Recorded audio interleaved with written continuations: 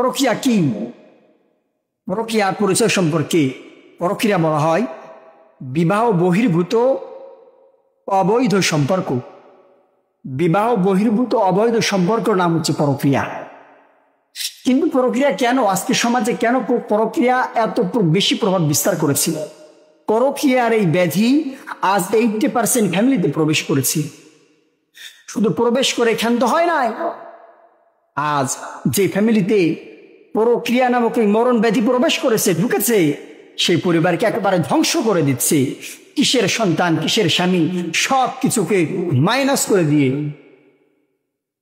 সব কিছুকে পিছনে ফেলে দিয়ে আজ এই নারী অন্য পুরুষের সঙ্গে সম্পর্ক তৈরি করছে।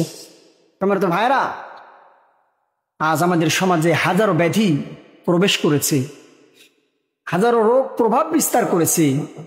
এর মধ্যে অন্যতম একটি সামাজিক ব্যাধি হচ্ছে, যে ব্যাধিটি 80% ফ্যামিলিতে ঢুকে পড়েছে এবং সেই ফ্যামিলিকে শেষ করে দিচ্ছে।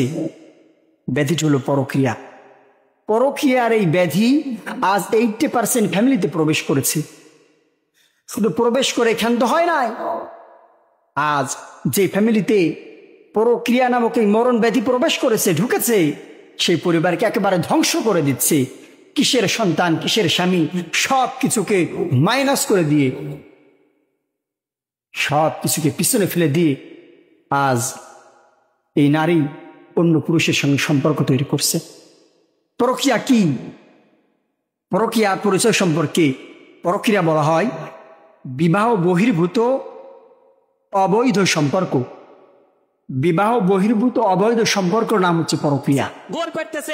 কিন্তু পরকীয়া কেন আজকে সমাজে কেন পরকীয়া এত বেশি প্রভাব বিস্তার করেছে?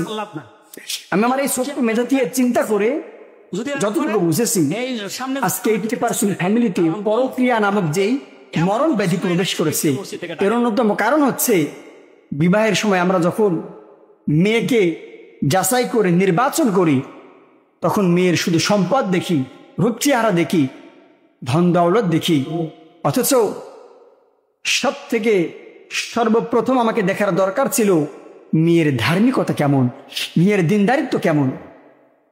আজ 80% ফ্যামিলিতে যে পরকীয়া নামক মরণ ব্যাধি প্রবেশ করেছে, এর অন্যতম কারণ হচ্ছে ধর্মীয় জ্ঞান না থাকা। নাম্বার 2, দীর্ঘদিন যখন স্ত্রী থেকে যোগাযোগ বিচ্ছিন্ন রাখা হয়, তখন এই স্ত্রী অন্য পুরুষের সঙ্গে অবৈধ সম্পর্ক তৈরি করে।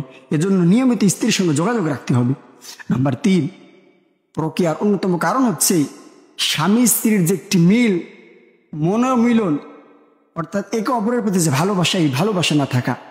যখন তাদের মন মেলে না, পারিবারিক চাপে বিবাহ দিয়ে দেয়, এই পারিবারিক চাপে বিবাহের কারণেও পরকীয়া তৈরি হয়। কারণ যে ছেলে এবং মেয়ে, যে পুরুষ এবং নারী দীর্ঘদিন সংসার করবে, দীর্ঘদিন তাদের জীবনকে অতিবাহিত করবে, যখন তাদের কারো ভিতরে বিন্দু পরিমাণ কোনো মনোমিলন তৈরি হয়ে যায়, তখন সেখান থেকে পরকীয়া তৈরি হয়। পরকীয়ার অন্যতম কারণ হচ্ছে, একজন গবেষক বলেছেন, যদি আপনি আপনার পরিবারে আপনার স্ত্রীকে একটি স্মার্টফোন হাতে তুলে দেন, তাহলে আপনি জেনে রাখেন আপনি আপনার স্ত্রীর ঘরে একজন পর পুরুষকে নিয়ে এসে রেখে দিলেন। অথচ এই পরকীয়া সম্পর্কে আল্লাহ তাআলা পবিত্র কোরআনে বলেছেন, ওয়ালা তাকরাবুজ জিনা ইন্নাহু কানা ফাহিশা। জিনা করা তো দূরের কথা, তোমরা জিনার নিকটবর্তীও যেও না। অথচ আমরা এই সব কিছুকে বাদ দিয়ে আজকে পরকীয়া নামক এই মরণ ব্যাধির মধ্যে ঢুকে পড়েছি। এজন্য আমরা অবশ্যই আমাদের স্ত্রীর সঙ্গে যোগাযোগ রাখবো এবং স্ত্রীকে নির্বাচন করার পূর্বে ধার্মিকতার বিষয়টিকে অবশ্যই খুব খুব বেশি গুরুত্ব দিব।